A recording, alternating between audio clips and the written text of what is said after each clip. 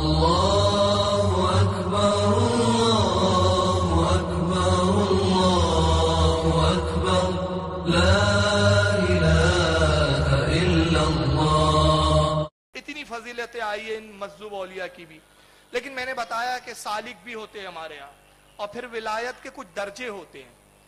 ولی کی دو قسمیں ہوتی ہیں، ایک سالک اور ایک مجذوب. اب ولایت کے درجے میں کیا ہوتا ہے؟ غوث ایک درجہ ہے، قطب درجہ ہے، ابدال درجہ ہے، اوتاد، نجبہ، التقیہ، صفیہ، یہ سب ولایت کے درجے ہیں. اور کون سا ولی کس درجے پر ہے یہ سمجھنا ہمارے بس کی بات نہیں. یہ اللہ کے دوست ہے، اللہ نے اپنے کس دوست کو کیا مقام عطا فرمایا وہ اللہ رب العزت ہی جانتا ہے.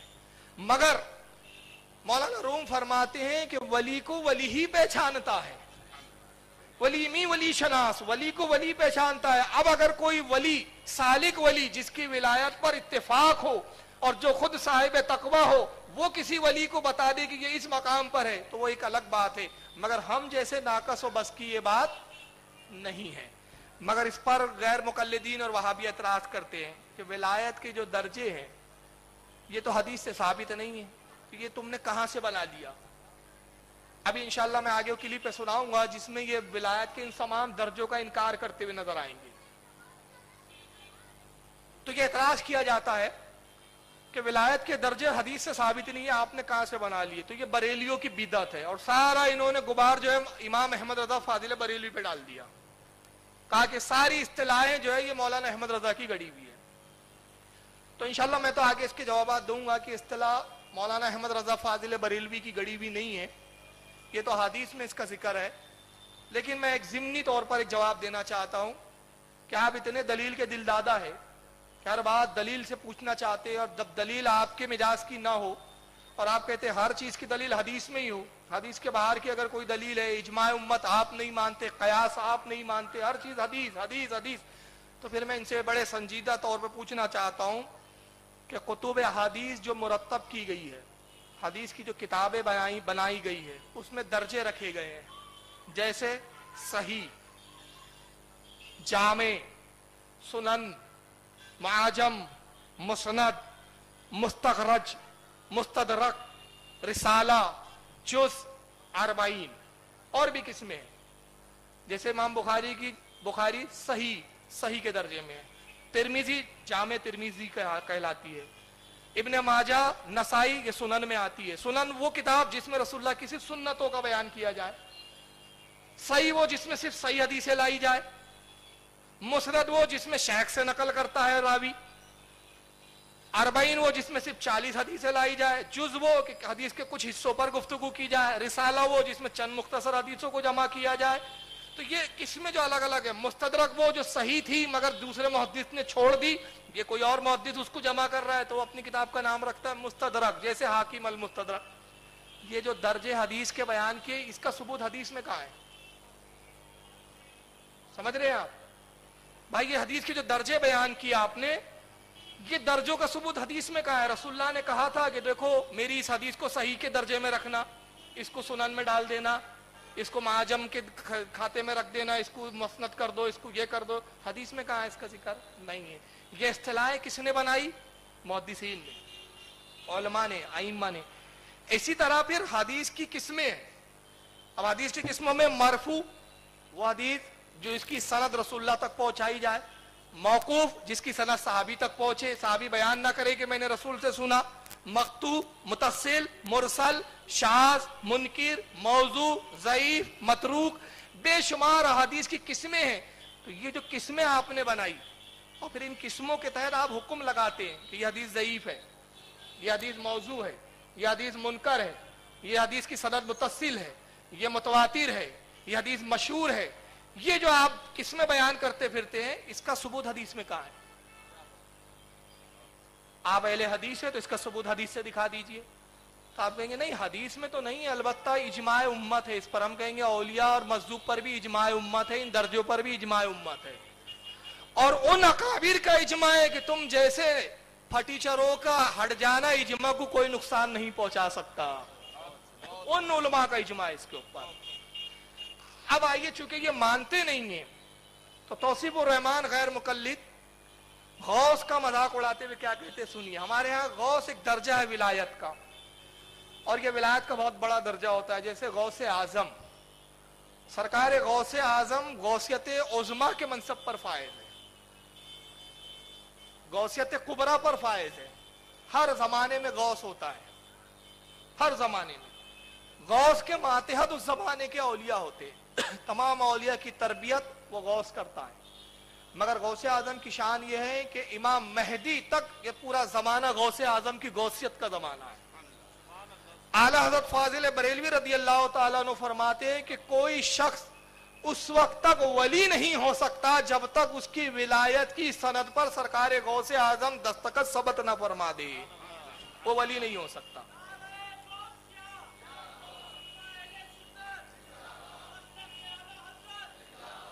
یہ غوث کا مقام ہوتا ہے. غوث کے لفظی معنی ہوتے مددگار, اور علماء اور بزرگوں نے یہ بیان کیا ہمارے کہ غوث جو ہے اس کی وجہ سے زمین و آسمان کا نظام قائم رہتا ہے.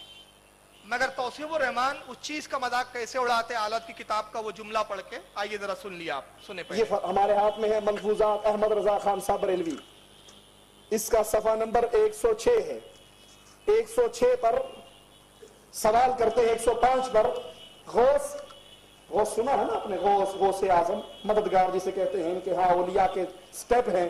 کہتے ہیں حضرت کیا غوث ہر زمانے میں ہوتا ہے؟ ارشاد, بغیر غوث کے زمین و آسمان قائم نہیں رہ سکتی. غوث زمین و آسمان کو قائم رکھتا ہے. اللہ کہتا ہے اس زمین و آسمان کو میں قائم رکھتا ہوں. یہ کہتے نہیں ہمارے پیر قائم رکھتے ہیں. پوچھو ذرا کیو چینل پہ آنے والوں سے کہ اس کو شرک نہ کہیں تو شرک کیا ہے, کہ اس کو شرک نہ کہیں تو شرک کیا ہے. آواز سمجھ میں آ رہی ہے کہ نہیں آپ لوگوں کے؟ آ رہی ہے نا؟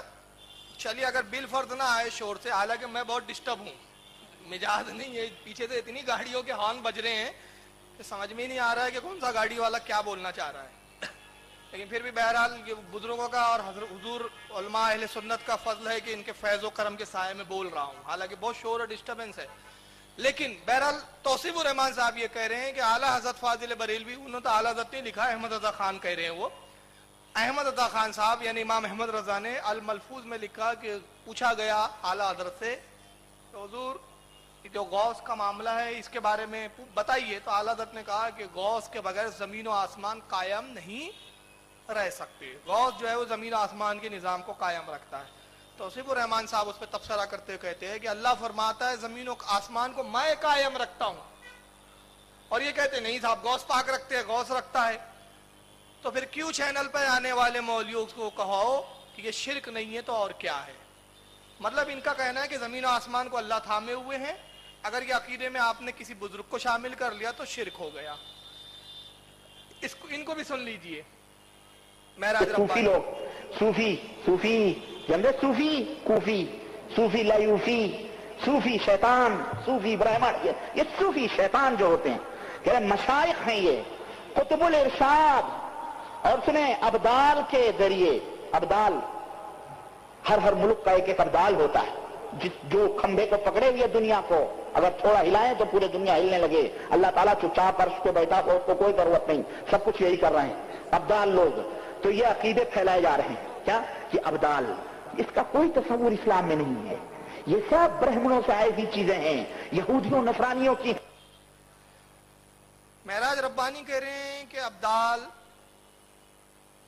یہ جو ہے اس کا کوئی تصور اسلام میں نہیں ہے, یہ سب برہمنوں سے آئی ہوئی چیزیں ہیں, ہندوؤں سے آئی ہوئی چیزیں ہیں. اور ابدال جو ہے وہ زمین پکڑے ہوئے, حالانکہ ایسا تو ہم نے کہا نہیں. بہرحال وہ الزام تراشی سے کام لے رہے ہیں کہ ابدال جو ہے وہ زمین پکڑے ہوئے. زمین نہیں پکڑے ہوئے, زمین کا نظام ان کی برکتوں سے قائم ہے, یہ عقیدہ ہے ہمارا. تو اللہ تعالیٰ چپ چاپ عرش پہ بیٹھا ہوا ہے. ان کو اللہ کو عرش پر بٹھا اگر چین ہی نہیں آتا, کیوں بٹھانے پہ تلے ہوئے پتہ نہیں, کیا تکلیف ہے ان کو اللہ جانے. تو اللہ چپ چاپ عرش پہ بیٹھا ہے, سارا نظام یہ دیکھ رہے. توصیف الرحمان کہتے ہیں کہ شرک ہے. معراج ربانی اور توصیف الرحمان سے میں کہنا چاہتا ہوں کہ بھائی اگر یہ عقیدہ ہم نے رکھا کہ فرشتے اولیاء اکرام زمین و آسمان کو قائم رکھے ہوئے, تو آپ کے عقیدے کے حساب سے شرک ہو گیا. تو آپ اولیاء کو تو نہیں مانتے اللہ کی ذات میں شریک، فرشتوں کو مانتے ہیں کیا؟ سمجھ رہے ہیں آپ؟ فرشتوں کو مانتے ہیں؟ نہیں مانتے تو پھر اس آیت کا جواب لائیے، قرآن کریم کا پارہ نمبر 24، پارہ نمبر 24، ہنس رہے ہیں آپ لوگ، انہی کے جواب کے لیے، سورہ مومن آیت نمبر 7، الذین یحملون العرش ومن حولہ یسبحون بحمد ربہم ویؤمنون بہ ویستغفرون للذین آمنوا۔ اللہ ارشاد فرماتا ہے اور اللہ کے وہ فرشتے جو عرش کو اٹھائے ہوئے ہیں، اللہ کہہ رہا ہے عرش کو کس نے اٹھایا ہوا ہے؟ فرشتوں نے۔ تو فرشتے عرش کو اٹھائے تو توحید بچی ہے، اور اگر کہے کہ اولیاء زمین و آسمان تھامے ہوئے تو شرک ہو گیا۔ مطلب فرشتے اللہ کی ذات میں شریک مان لیتے ہیں آپ۔ اب فرشتے افضل ہے کہ اللہ کے اولیاء افضل ہے؟ اولیاء افضل ہے فرشتوں سے، اس لیے کہ انسان اشرف المخلوقات ہے۔ تمام فرشتوں میں انسان مجموعی پوری جماعت انسان، تمام مجموعے جماعت فرشتوں سے افضل، اور فرشتوں میں جو اولیاء ہے اور رسول اللہ کی امت کے جو اولیاء ہے، فرشتوں میں جو اولیاء ان سے افضل رسول اللہ کی امت کے اولیاء ہے۔ تو اب جب قرآن کہہ رہا ہے کہ زمین عرش کو، اللہ کے عرش کو، اور بقول معراج ربانی عرش پر اللہ بیٹھا ہوا ہے، تب اگر اللہ بیٹھا ہوا ہے تو یہ فرشتے تو عرش کو تھامے ہوئے، اور عرش پر اللہ، تو یہ اللہ کو بھی تھامنے والے ہو گئے۔ تو اللہ کو تھامنے کے باوجود بھی توحید بچی ہوئی ہے، مگر جیسے یہ کہتے تھے سنی کہ بھائی نہیں، زمین و آسمان کا نظام ابدال اور غوث تھامے ہوئے ہیں، تو آپ کہتے شرک ہو جاتا ہے۔ تو یہ عجیب توحید کی اصطلاح ہے، آپ کی عجیب توحید کی تعریف ہے۔ درود شریف پڑھے، اللہم صلی علی سیدنا مولانا محمد عدد ما فی العلم اللہ صلاۃ دائمۃ بدوام الملک اللہ صلی اللہ علیہ وسلم۔ تو قرآن عظیم کہہ رہا ہے الذین یحملون العرش، اور وہی فرشتے ہیں اللہ کے جو عرش کو تھامے ہوئے ہیں، مگر وہاں شرک ہو جاتا ہے۔ اصل میں معاملہ کیا ہے، عقیدہ کیا ہے، پہلے سمجھ لیں۔ حقیقی قدرت اور اختیار کا مالک اللہ رب العزت ہے، مگر اس کی سنت الہیہ یہ ہے کہ وہ اپنے کاموں کی تدبیر فرشتوں اور اولیاء کے ذریعے فرماتا ہے، یہ اس کی سنت الہیہ ہے۔ اس کا ذکر قرآن میں اللہ نے خود فرمایا، پارہ نمبر 30 سورہ نازیت آیت 5 میں ارشاد ہوتا ہے فالمدبرات امرا۔ اللہ ارشاد فرماتا ہے قسم ان فرشتوں کی جو کاموں کی تدبیر کرتے ہیں۔ اب فرشتے متعین ہیں، رزق پہنچانے پر فرشتہ متعین ہے، جس کے ذمہ دیا گیا کہ بندوں کو رزق پہنچانا، بارش برسانے پہ فرشتہ متعین ہے، روح قبض کرنے پہ، موت دینے پہ فرشتہ متعین ہے، بچے کی پیدائش ہوتی ہے اس کے لیے فرشتہ متعین ہے، انسان کو حادثات سے بچانے کے لیے فرشتہ متعین ہے۔ تو ہر کام کے لیے فرشتے متعین ہیں، یہ کام فرشتے کر رہے ہیں، قدرت اللہ کی ہے، طاقت اللہ کی ہے، مگر اس کی عطا سے یہ کام کر رہے ہیں۔ تو جس طرح فرشتے کاموں کی تدبیر کرتے ہیں اللہ کی عطا سے، اسی طرح اللہ کے اولیاء بھی کاموں کی تدبیر فرماتے ہیں۔ تو اگر یہ عقیدہ ہے کہ غوث اور ابدال سے زمین و آسمان کے نظام قائم ہے، تو یہ اللہ کی عطا سے ہے، ان کا اپنا کوئی ذاتی اختیار نہیں ہے۔ اب اگر آئیے اس پر میں حدیث سنا دیتا ہوں۔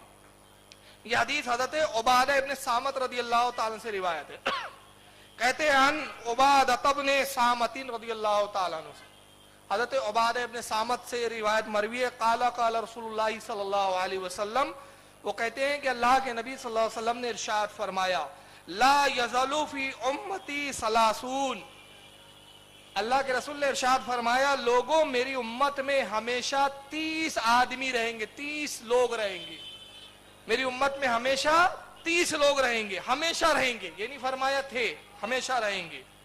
اور ان کا مقام کیا ہوگا؟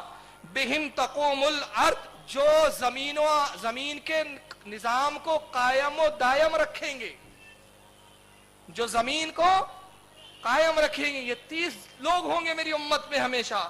وَبِهِمْ تُمْتَرُونَ وَبِهِمْ تُنْصَرُونَ، اور انہی کی وجہ سے، انہی کے طفیل تم پر بارش برسائی جائیں گی، اور انہی کے طفیل تم کو مدد دی جائے گی، انہی کی وجہ سے بارش برسیں گی، اور انہی کی وجہ سے تمہیں دشمنوں پہ مدد دی جائیں گی۔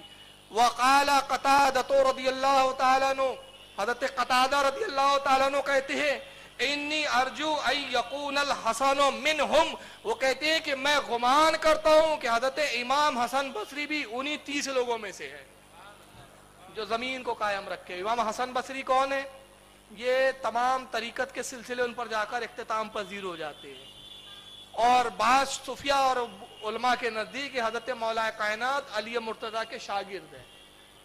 ये हजरत इमाम हसन बसरी और हजरत उम्मे सलमा रदी अल्लाह ताला अन्हा जो रसूलुल्लाह की ज़ौजे मुताहरा है, इनका दूध पिया है बचपने के आलम में, जलील क़द्र ताबई है। तो कहते हैं कि इमाम हसन बसरी के बारे में मैं गुमान करता हूँ, हजरत कतादा कहते हैं कि उन 30 लोगों में से ये भी एक है जो जमीन के निजाम को कायम रखे हुए। इस हदीस को इमाम हैसमी ने मजमू ज़वाइद जिल्द नंबर 10 सफ़ा नंबर 63 पर लिखा, और इमाम हैसमी इस हदीस को लिखकर कहते हैं वह रिजालहु सही, कहते हैं कि इसके रिजाल जितने हैं, इसके जितने रावी है वो सब सही रिवायत के रावी है। ये रिवायत भी सही है, ज़ईफ नहीं है। इमाम ज़हबी इब्न तैमिया के शागिर्द है, गैर मुकल्लिदों का दारो मदार इमाम ज़हबी पर बहुत होता है। मीज़ानुल इत्तिदाल इनकी बड़ी मशहूर मारकतुल आरा जिरा तादिल की किताब है। इनकी किताब इलामुल नवाला जिल्द नंबर 4 सफ़ा 578 पर इमाम ज़हबी ने भी इस हदीस को लिखा और फरमाया ये हदीस सही है। फिर यही नहीं, इब्ने कसीर जो गैर मुकल्लिदों के अल्लामा दहर है, और तफसीर इब्ने कसीर जो इनके यहाँ मोत्तबर है, इब्ने कसीर ने कुर्सी लगा दीजिए, इब्ने कसीर ने तफसीर कुरान जिल्द नंबर 1 सफ़ा 304 पर भी इस हदीस को नकल किया, और इमाम तबरानी और इमाम बज़ार ने इसको सही सनद के साथ नकल किया और इस पर जिरहा करके फरमाया कि इसके सारे रिजाल, इसके सारे रावी सही है। अब आइए, इससे पहले कि मैं एक हवाला बताऊं कि इसी हदीस को कि जमीन और आसमान अबदाल कायम रखते हैं, मैं उस किताब का हवाला दूं, पहले उस जात का मयार क्या है इन्हीं की ज़बानी सुना दूं। हमारे नजदीक तो मुसल्लम जात है, हमारे नजदीक तो उनका नाम आना ही हमारे लिए मोहब्बत की दलील है। नाम आता है तो हमारे दिल में मोहब्बत का दरिया मौजज़न हो जाता है। वो कौन? सरकार गौसे आजम रदी अल्लाह ताला। इससे पहले कि मैं उनकी किताब का हवाला दूं, खुद ये दिखा दूं कि गैर मुकल्लिदों के नजदीक, खुद इनके नजदीक भी गौसे आजम का मकाम क्या है। चुनांचे महराज रब्बानी क्या कहते हैं, सुने पहले। शेख अब्दुल कादिर जिलानी वो बहुत ही अजीम इमाम थे, मुहद्दिस थे, रहमतुल्लाहि ताला अलैह, अल्लाह उनकी कब्र को नूर से मुनव्वर फरमाए। एक बहुत बड़े आलिम थे शेख अब्दुल कादिर, मुत्तबे सुन्नत थे। और शेख मौलाना महराज रब्बानी ने क्या कहा? शेख अब्दुल कादिर जिलानी बहुत बड़े आलिम थे, मुहद्दिस थे, मुत्तबे सुन्नत थे, यानी सुन्नत की पैरवी करने वाले थे, उनका हर कदम सुन्नत के मुताबिक, और बहुत बड़े आलिम थे। ये मौलवी शमशाद है पाकिस्तान के, जो गैर मुकल्लिदों के बहुत बड़े मनाजिर कहलाते हैं। आइए मौलवी शमशाद साहब क्या कहते हैं। कादिर जिलानी रहमतुल्लाह, बहुत बड़े आलिम थे शेख अब्दुल कादिर, मुत्तबे सुन्नत थे। और शेख अब्दुल कादिर जिलानी रहमतुल्लाह ताला अलैह, आपको पता है अहले हदीस थे, इसलिए हम उनको अल्लाह का वली मानते हैं। वो अल्लाह के वली हैं, हम उनको अल्लाह का वली मानते हैं। मौलवी शमशाद गैर मुकल्लिदों के वो भी कहते हैं कि शेख अब्दुल कादिर जिलानी अल्लाह के बहुत बड़े वली थे और अहले हदीस थे। हालांकि वो अहले हदीस नहीं थे, वो हम्बली थे, वो मुकल्लिद थे, और खुद इन्होंने अपनी किताबों में लिखा है। मुझे अपने अहले सुन्नत की किताबें दिखाने की जरूरत नहीं है, इन्होंने खुद लिखा कि शेख अब्दुल कादिर जिलानी हम्बली मसलक के फॉलोअर थे। आइए अब एक ऐसी किताब दिखाता हूं,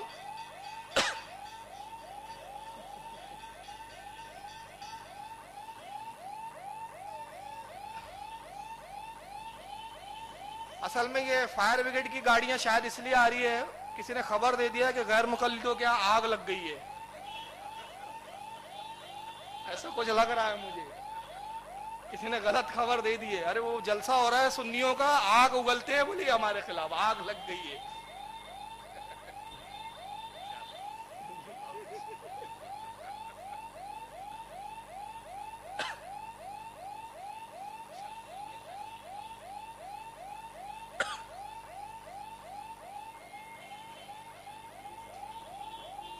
दुरूद शरीफ पढ़े। अल्लाहुम्मा सल्लि अला सय्यिदना मौलाना मुहम्मदिन आदद माफी इल्मिल्लाहि सलातम दाइमतम बिदवामिन मलिकिल्लाहि सल्लल्लाहु अलैहि वसल्लम।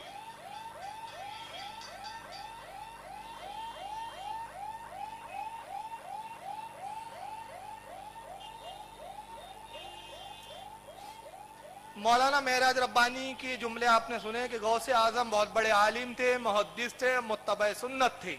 मौलवी शमशाद ने कहा कि वो अहले हदीस थे और बहुत बड़े अल्लाह के वली थे। हम उनको वली इसलिए मानते कि वो अहले हदीस थे। मैं कहता हूँ अहले हदीस नहीं थे। बहरहाल आपने अहले हदीस माना अपनी जमात का, तो आइए एक किताब दिखा रहा हूँ, मॉनिटर पे देखिए, मेरे हाथ में इस वक्त यहाँ मौजूद है। ये किताब है फतुल गैब। इस किताब की एक बड़ी खास बात है यार, ये बड़ी मुश्किल से किताब मिली मेरे को। ये बैरूत से छपी है। ये शेख अब्दुल कादिर जिलानी गौसे आजम की है और इसकी शरह इब्न तैमिया ने की है। खास बात ये, इब्न तैमिया जो इनके शेख उल कुल है, सारा सरमाया इब्न तैमिया पे जाके इनका खत्म हो जाता है। एक बात याद रख लें, गैर मुकल्लिदीन का सरमाया कितना है आपको पता है? इब्न तैमिया से शुरू होता है, इस्माइल देहलवी पे खत्म हो जाता है। इब्न तैमिया, इब्न कय्यम, गिनते जाएं, इब्न तैमिया, इब्न कय्यम, इब्न कसीर, उसके बाद अब्दुल वहाब नजरी, इस्माइल देहलवी, शौकानी, अल्बानी। अब बहुत हो गया, तो अभी आज के हिसाब से अब्दुल्ला इब्न बास को मिला ले, सात पर इनका मामला खत्म हो जाता है। और हमारा रसूलुल्लाह से शुरू होता है, इमाम मेहदी तक खत्म नहीं होगा इंशाअल्लाह। हमारे तो इमामों की बड़ी लंबी फेहरिस्त है। ये 7 लोगों पे इनका सरमाया खत्म। इब्न तैमिया जो इनके सबसे पहले सबसे बड़े अल्लामा हैं, उनकी शरह के साथ एक किताब छपी, मेरे हाथ में मौजूद है। अभी आपने तौसीफ रहमान का जुमला सुना था और मेहराज रब्बानी का कि साहब इसकी कोई असल नहीं है, गौस अब्दाल कुतुब, इसकी कोई असल नहीं है, ये सब क्या है, मनगढ़ंत बातें हैं, ये ब्राह्मणों से ली हुई चीजें हैं। आइए गौसे आजम क्या कहते हैं, मकालतुल राबिया अशरा, यानी 14वां मकाला है हज़रत गौसे आजम का, कि गौसे आजम की किताब, ये देखिए क्या लिखते हैं, फीहिम सिबातुल अर्दी वस्समा। सरकार गौसे आजम फरमाते हैं ये वो औलिया है, ये अब्दालों का जिक्र कर रहे हैं, जिनके सबब से जमीन और आसमान कायम है। ये गौसे आजम कह रहे हैं, वो जो तुम्हारे नजदीक मुहद्दिस है, वली है और अहले हदीस भी है बकौल तुम्हारे, तो ये ब्राह्मणों से आई हुई चीजें है। कहते हैं फीहिम सिबातुल अर्दी वस्समा, उन्हीं के सबब से, उन्हीं की वजह से, यानी गौस और अब्दालों की वजह से जमीन और आसमान कायम है। वक़रारुल मौती वल हया, और उन्हीं से जिंदों का और मुर्दों को करार है। कमाल देखे गौसे पाक का, जिंदों को ही करार नहीं है बल्कि किनको भी करार है, मुर्दों को भी उन्हीं से करार है। इज़ा जअलहुम मलिकुहुम, क्योंकि अल्लाह ताला ने इनको बादशाह बनाया है, शहींशाह बनाया है। औतादन लिल अर्दिल्लती दआ, और ये जमीन पर ऐसे कायम है जैसे जमीनों पर कीले नस्ब कर दिए जाते हैं। कीले को ठोक दो तो जैसे इतना मजबूती से कीला गड़ जाता है, ये जमीन पर ये कायम है और इनसे जमीनें कायम है। फकुल्लुन कल जिबालिल लज़ी रसा, और कहते हैं कि ये जमीन पर पहाड़ों की मांदिन कायम और दायम हुए। तो ये गौसे आजम भी फतुल गैब में लिख रहे हैं, और इनके नजदीक ये क्या है, ये ब्राह्मणों से अखज़ की हुई चीजें हैं।